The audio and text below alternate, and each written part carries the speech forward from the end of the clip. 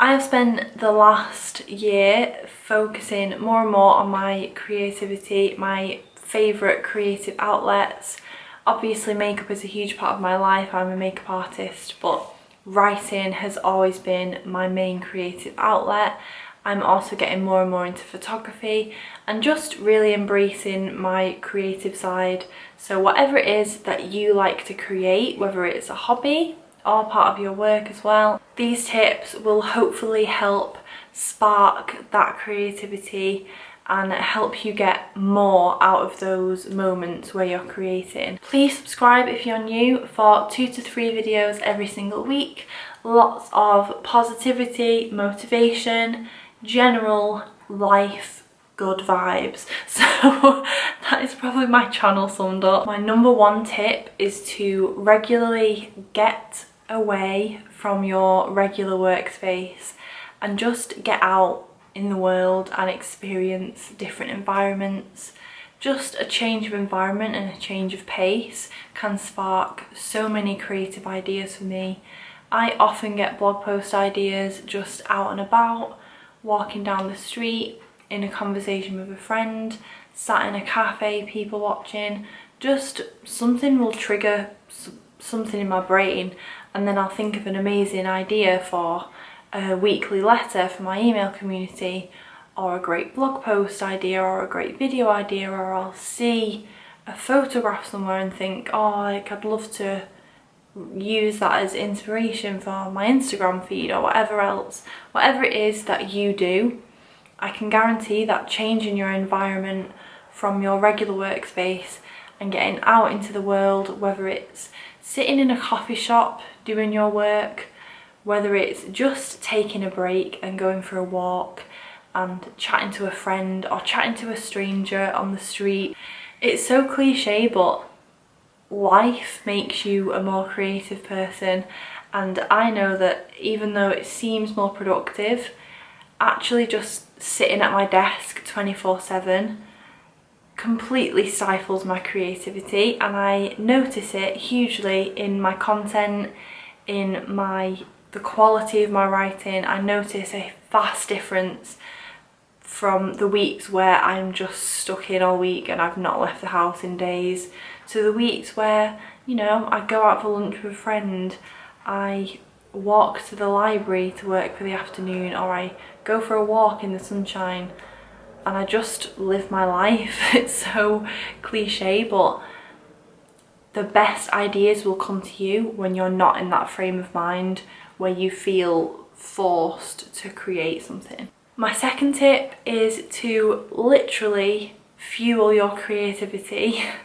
in every way possible. At the risk of sounding like a mum and nagging, it is so true that you have to fuel your brain, you have to fuel your body, you have to put yourself in the best physical state possible for you and your own individual health and circumstances in order to get the most potential out of your creativity. You're just not going to be running at 100% if you've not slept well enough, if you've not eaten proper solid meals throughout the day, if you neglect your physical, emotional, mental health.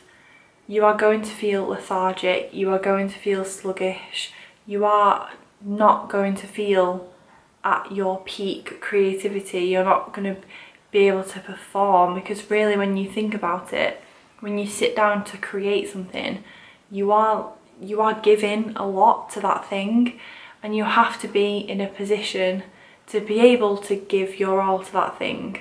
Otherwise it's just going to be a half-assed effort, or it's not going to be enjoyable. And the whole point of creativity is doing something you love for the sake of it, just for the sake of loving doing it. So I really think fueling your creativity has to be a literal thing and has to be part of your daily routine, and not just your physical health, like I say, your emotional health, your mental health.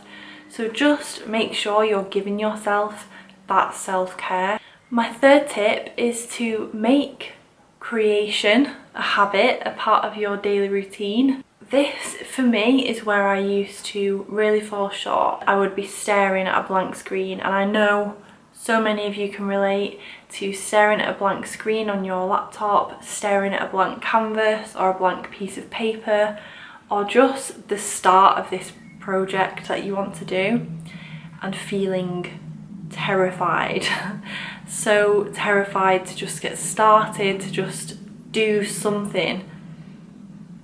And you really have to push through that hurdle, and the best thing for me has been just making it a part of my daily workflow. Stay with that momentum in terms of my brain knows that when I sit down to write something, I've already done it the day before and the day before that. You do get into a routine and a habit with it, and when you sit down to create, your brain knows, like, I did this yesterday and the day before that, and I'm just going to switch on now and do it again. Obviously not everyone will be able to create what they create on a daily basis, but I think making it a regular thing really helps. Not only that, but you will be constantly improving, you will be constantly giving yourself that time to create something that you enjoy, and in doing that you will continually be like topping up your creative tank rather than leaving it weeks or months in between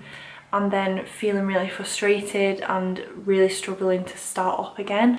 My fourth tip is all about your location and really honouring the space that your creativity happens. Now, I know in the first tip I talked about changing your environment. Obviously, from a practical standpoint, you are probably going to be in the same place most of the time when you're creating. For me, that's usually my bed or my desk, and just small things can make a huge difference in terms of creating that space to allow your creativity to come through. For me, tidiness is huge. I really believe in the power of our environment affecting our intuition and our creativity and emotional, mental, everything. I really think it's all really tied together.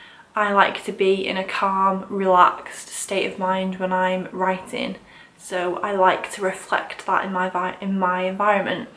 Some people, they might like to feel really pumped up, so they might want to play like really loud music, and just so many different things you can do, and it's really nice to honour your own little workspace and create that like optimum environment for yourself. My fifth and final tip is the brain dump, and the brain dump is life-changing for me. I'm a big fan of ideas and ideas are great.